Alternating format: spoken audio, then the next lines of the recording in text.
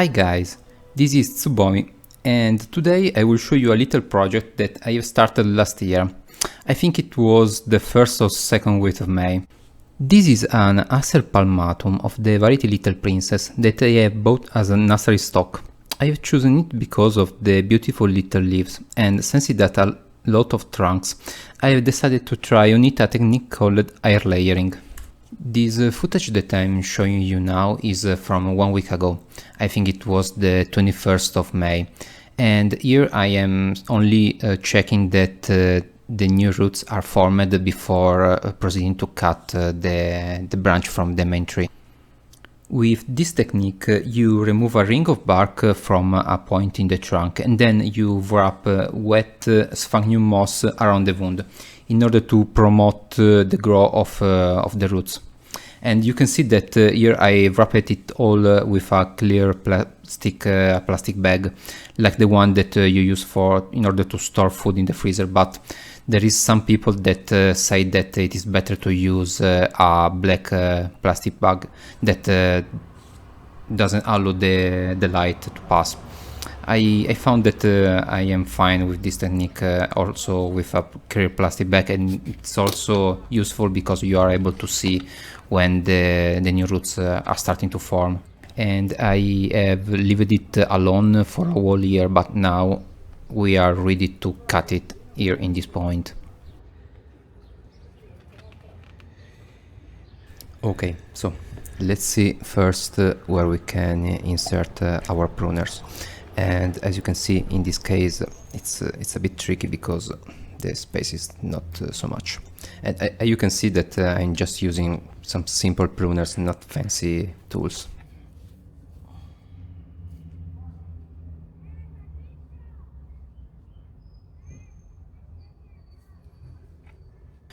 Okay, maybe if I insert it in the other way. Let's try this way.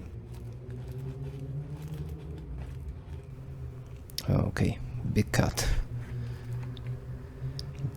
And here we go.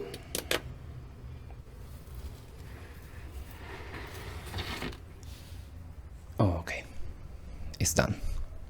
And look at the roots now that it is separated from the main trunk. Good. So now what we have to do is to put it in another pot, and I have already prepared this one with my bonsai mix. So let's put it here for a moment, and then let's take away the bag. So first I will remove the first part from here at the top.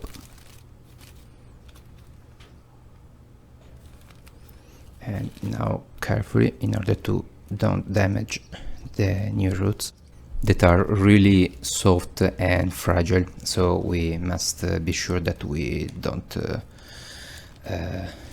do too much work on them at this point. And for this you will see that I will simply put the ball of sphagnum moss as is. We don't touch it. So let's have a look first at the roots. They seem to be fine, and let's remove the last point here that was keeping it all together from the bottom. Okay, one just last turn and it should be fine. Okay, here we go. And the new roots seems very healthy, so this is good. So let's put it in its pot. Okay, and you can see that now it is laying on a first layer of bonsai mix and also of leca at the bottom in order to remove excessive water from the bottom of the pot.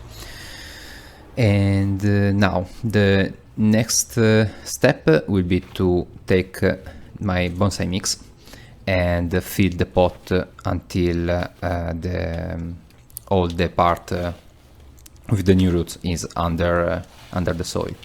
And this mix is something that I have taken inspiration from a lot of guys here on YouTube, and it is essentially a mix of 60% perlite, 30% of compost, and 10% of scrap material that I take from other pots. So now what we have to do is to compact well all the soil in order that we will have something steady. Okay, so now let's test it if it remains up, but okay, no, I think it will not remain up like this.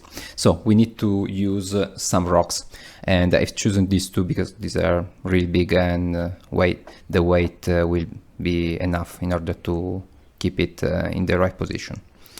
Let's position them in here between, so that we have the trunk between the two rocks. And in this case we don't have the problem of working the soil inside the little spaces between the roots, because all the roots are inside the bowl of sphagnum moss. Well, now we are almost done, but we need to do one last thing in order to call it done, and it is to remove a lot of these new ear growth that can put too much stress on the new formed roots. So let's start with this branch to the right, and okay, we can do the first cut here. Okay, and here I'm not really thinking too much about the cuts. I'm just removing a part of the foliage. Okay, another cut here to remove this part.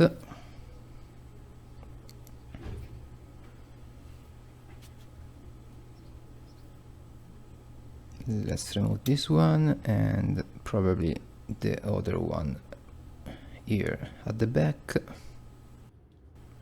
Okay, so with this we have completed the work, and you can see that I have removed roughly half of the leaves that were on this cutting. For the rest of the season, until the end of summer, I will keep it in full shade, and I will mist it with a spray bottle if I am at home. So this is all for this video, but before we close, I want to show you two more things.